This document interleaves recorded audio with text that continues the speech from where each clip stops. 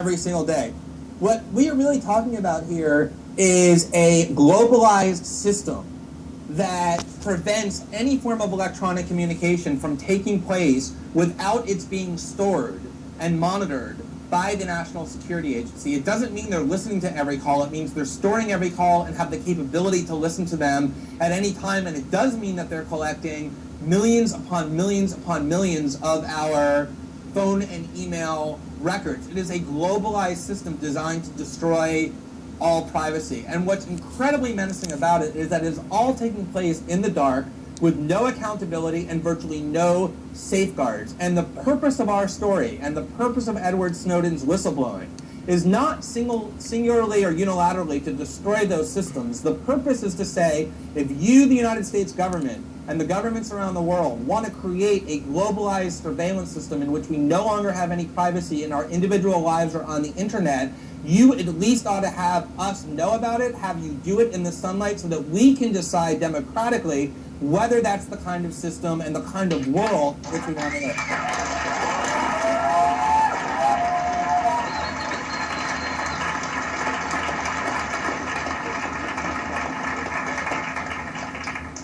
So the last point I want to make is that I think that one of the things that I know I set out to do, and I think that Mr. Snowden set out to do, and that I know the people at The Guardian set out to do, was not simply to publish some stories about the NSA.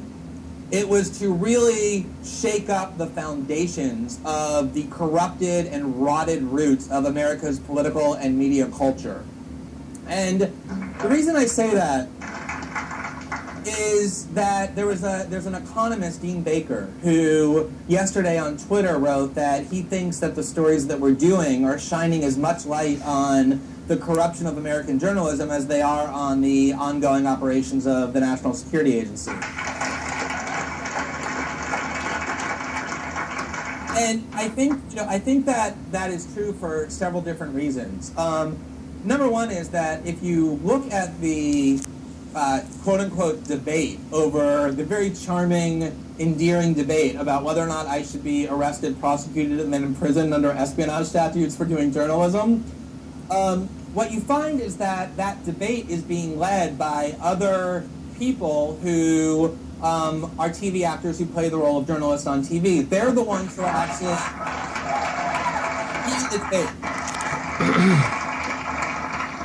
And the reason that they're doing that is because they purport to be adversaries